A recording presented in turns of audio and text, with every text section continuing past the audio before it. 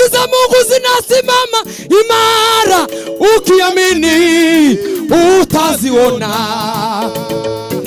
Ahadi za Mungu zinasimama imara, ukiamini utaziona.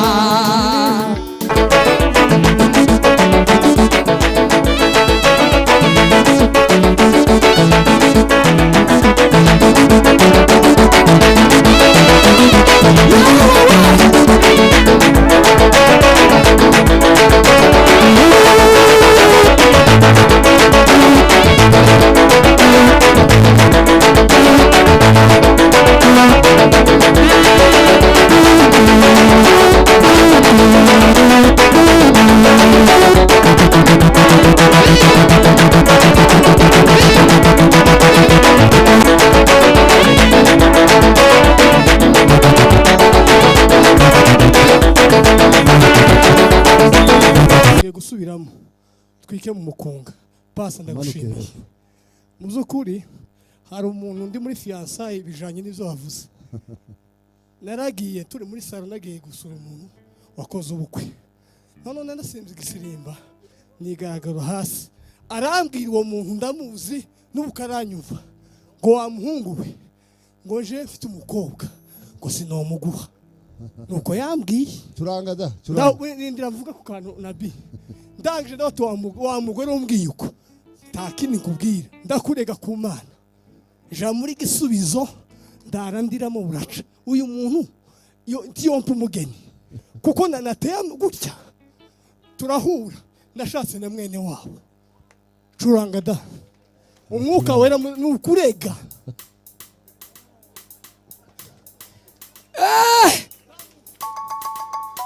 Ahadi za Mungu zinasimama imara, ukiamini utaziona. Ahadi za Mungu zinasimama imara, ukiamini utaziona.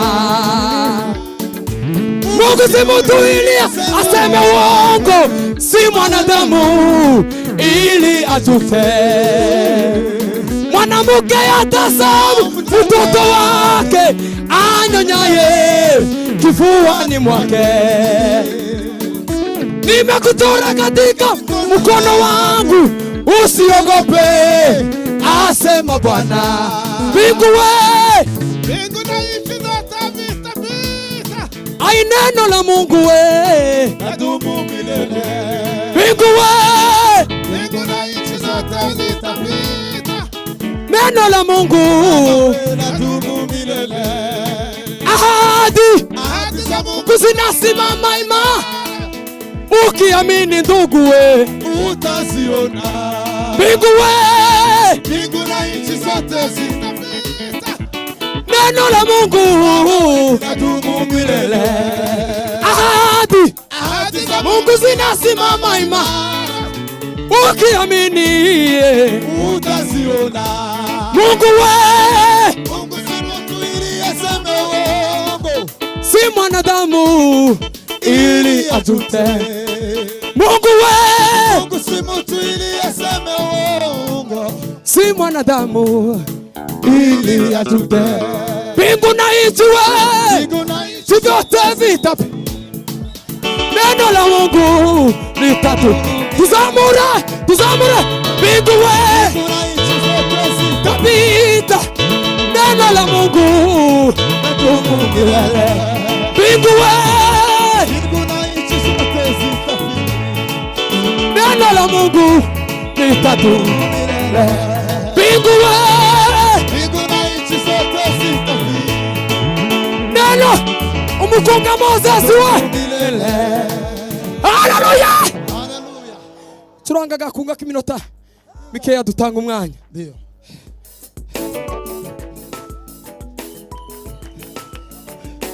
Umwami ageze ku irembo, wabambwe ku musaraba, aje kudukoranya be tubane mw'ijuru. Umwami we mageze ku irembo, wabambwe ku musaraba, aje kudukoranya tubane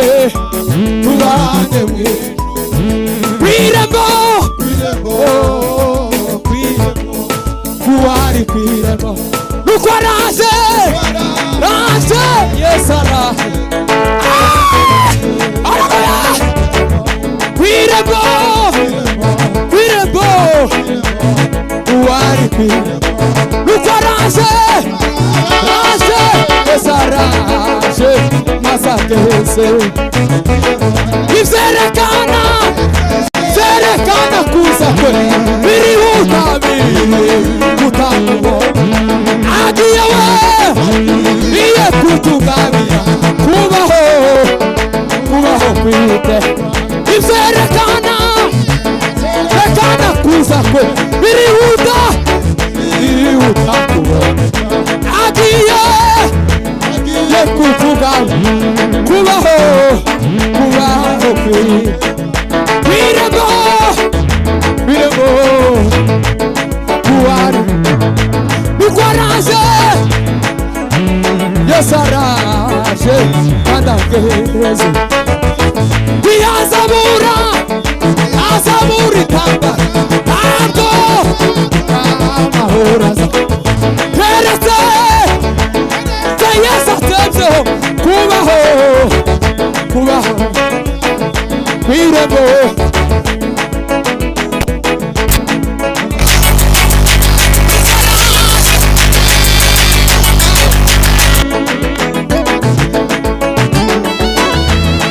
yakoze biriya izakora n'ibindi ibyo yakoze nizo byari biko yakoze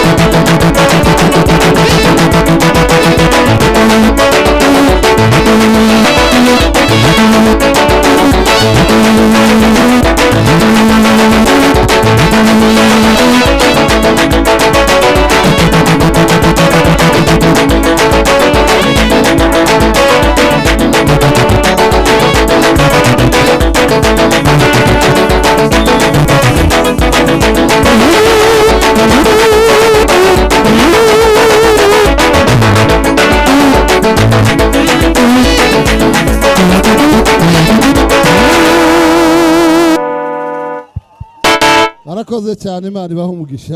Iyo reka dusubire mu byicaro byacu.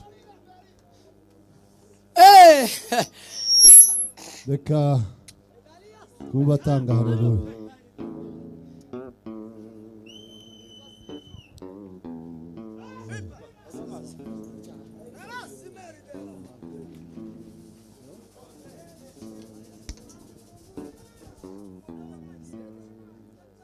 Mwese icyubahiro haleluya. Haleluya.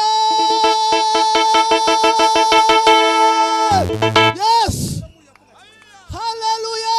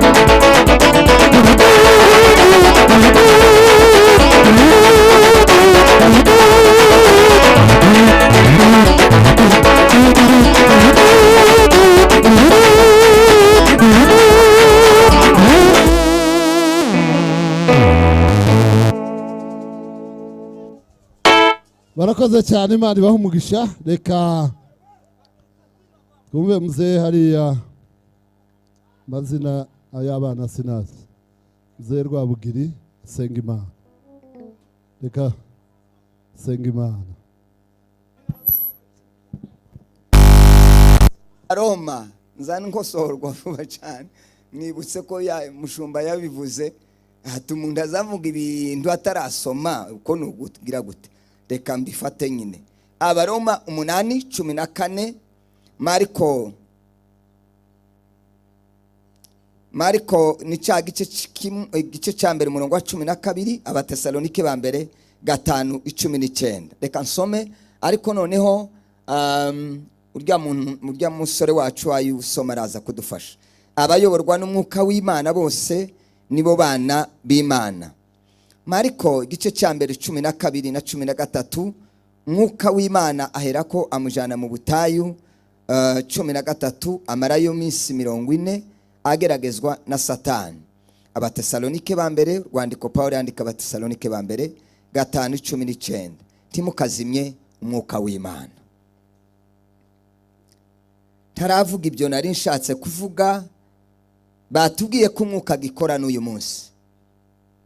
Kandi mu by'ukuri akora mu bintu ngo byose. Kiriya kintu nacyo kibaye gisha, ariko kandi ni byiza ko twigishwa n'abantu bize n'amashuri asanzwe. Kera aba bamuzehe iyo bavugaga amagambo amwe, hari igihe watekerezaga abantu bataruzura umwuka ukibaza atariko ibi bintu birashoboka. Ubushize nabwiye abantu tukiri mu cyaro, ekografi yarahabaga yari Yesu. Iyo umubyeyi yabagaho akavuga ngo reka ngo bamusengere ngo babaze ngo isikiri mu nda niki. Buriya tekinoloji ni nziza, ariko iri kwirakuraho ibintu bimwe bituma tutakimenya imbaraga z'Imana.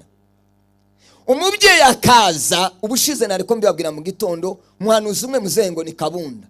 Mukristo yaje mu minsi ishize, yaje kunsezera ngo agiye Kigali, noneho araza ngo dushike turicarana, kibanga usengera uyu mubyeyi nyina agiye kwimuka. Arasenga ngo arangiza aramaza ngo ese mubyeyi ufite abana bangahe? Ati 2. Hatoya hatu ni 3. Ndati mfite abana 2. Kandi nanje nyine nkamenya ko afite 2. None ngira nk'isoni nanje ndavuga si uyu muzehe byagenze gute. Uyu mubyeyi ndamubwira uyu mubyeyi afite abana 2. Ati ni 3. Twese 3 bavuye. Ati undi ari mu nda. Ati kandi ni umuhungu. Mbaza wa mama nanje sinari mbizi ndize mada uratwite. Ati ndese wari waje kwa muganga? Ati nagiye. Ndese umwana ufite mu nda n'umuge ngo ni umuhungu. Buryo umwuka ni ekografi.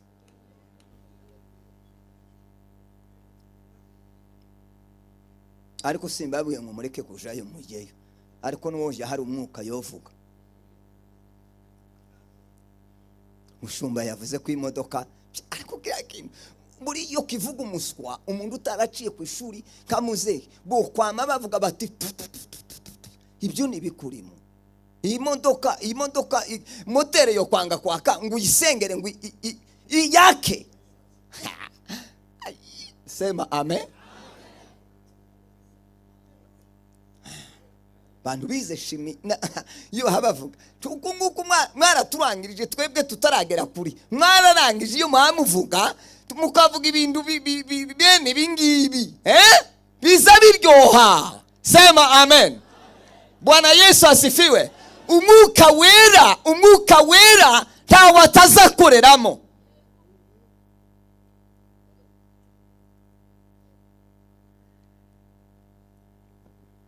Mbanza ngaruka mbabaze rero kibazo naringiye kuvuga, ariko turacyatamba y'inani. Muzamusoma Bibiliya kandi hano hari mikinira ahangaha. Ta mikinira.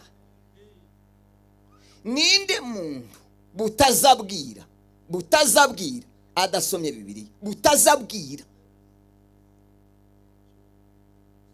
buri munsi, butazabwira kuva ku wa mbere ku wa kabiri, kandi nabigambiriye ko bari buze kubasengera.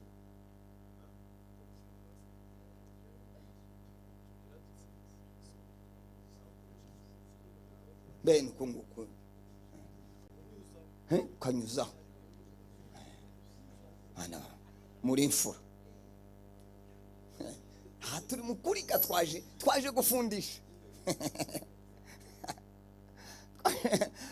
Kera ngiri ku ishuri nageze niga nka psychology, niyo nakundaga, na pedagogy, methodology za methodology narazikundaga, na philosophy narayikundaga, nkabisoma naruha numva umutwe urarusha. Nasoma Bibiliya kamansa naho ukamuba pyu, kamansoma ngasoma nk'ibice nka 7, kandi ngaza numva umutwe umeze neza, namara nkaza nseka. Ntabwo nigeze nsoma matematike ngo nseke Bibiliya. Niyo yanse niyizi nsetsa hazabiyo nsoma icyanditswe kamanseka nyine ngaseka. Uwo nigeze guseka ndi ku musozi, umugabo umwe arandeba, ariko mbaye ngenda mbwiriza nasaze, ndahembwiriza, umugabo umwe arandeba, nanje ngo nje gukanguka ndamubona, ngo none namanifata ngaho nta kintu cabaye. Araza ngo amara arambaza, tese ko mbambona uri muzima ariko nkabona ukora iby'abasazi, tese biki?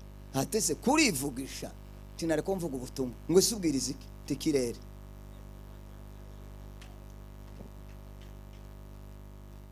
Nagiye muri Kenya banima kubwiriza amezi 9, none ubu niho nabibonye ngo buca umunsi umwe namangenda mu ishamba, hari ibiti ndategura isomo neza, ndaritegura ndaripanga, ngo mare gushika mbwira Imana ngo ibi ni ibiti ariko nabantu, nabuze iyo mbwiriza ko ndaka mu mutima. Sema amen. Ko ndumva ijambo ryuzuye nabuze abo mbwira. Ndabwira ndi haleluya, numva ko bivangwa amen. Bwana Yesu asifiwe, amen. Tingiye gusoma ijambo ry'Imana mu ntega amatwi. Umwuka wera takurwanira ku gatuti n'ibiti bizabyumva. Sema amina. Umva ngubwire nibashake bazakakwime, uzoje mu ishamba, Imana izahagukura yakuzamuye. Sema amina.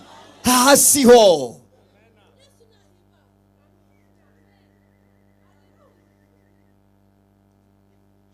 nageze ndamba 2 mu ijoro njenyine, apana njenyine 2, namara ngasenga bugaca kagira gutya nta sentega munzu. Habwira wacu ne uri ruhuka, twageze dusengana na madame yari ataragera ku rwego nyine bene urunguru nka rwiza rwo kwihangana, twasenga twamara gusenga amandi ryamaga aya wararangiye, ndatangiye kankagira gutya, namara ngapfuka magasenga. Muzamu Maria amasaha 3 mwamusenga ayaye, nimuvuge ngo ayaye.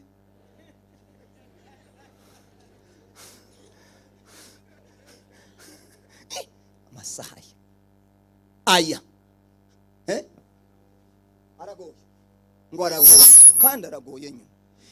Noneho rero tugomba kubazamura mu gusoma ijambo ry'Imana, tugomba kubazamura mu gusenga. Sema amen. Ugafukama amasaha 3 ukaruhuka. Nizo mbaraga ni umwuka wera. Sema amen. Agira ibizabi utunga ukabaho, ntusubira inyuma ndunanirwe. Muzehe watabarutse, muzehe Kamburisha yaravuze ngo imbaraga yakiriye muri 54 ngo nizo mbaraga. Icyo gihe twari mu 2013 ngo nizagifite. Ibyo kurya by'umwuka wera ni ijambo n'amasengesho bitabayeho.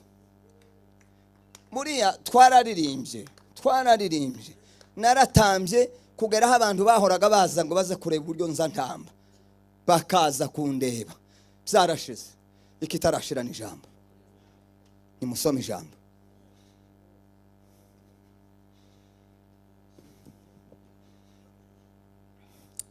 Ndavuga umwanya muto, navuze ngo nzavuga uburyo umwuka wera ari umuyobozi w'ikirenga. Nivyo ngiye kugarukaho.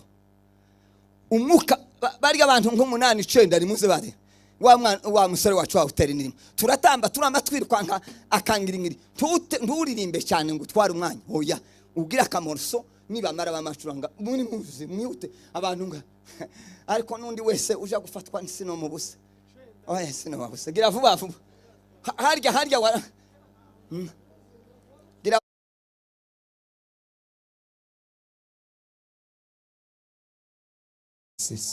men singira umuntu pagari fite inyota yo kuzahana imbere oya nanje ndabarekuye sinjugiye kubabuza wumva wese yamerewe neza ngo aze dusangire hano gutamba aze ngawe papa kandi ugire vuba vuba.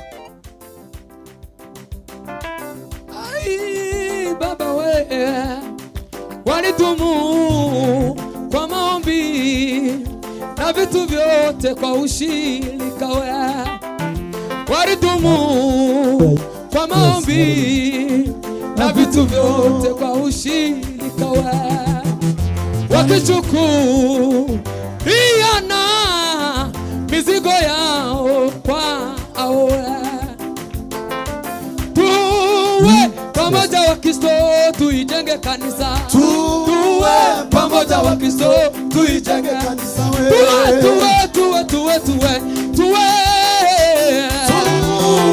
pamoja wa Kristo tuijenge kanisa tuwe pamoja wa Kristo tuijenge kanisa tuwe baba we pamoja wa Kristo tuijenge kanisa tuwe pamoja wa Kristo tuijenge kanisa Yesu we shuti yanjye ushime wewe waamini uyu mwana usezerano Yesu we shuti yanjye ushime wewe waamini uyu mwana usezerano Yesu we shuti yanjye ushime wewe waamini uyu mwana usezerano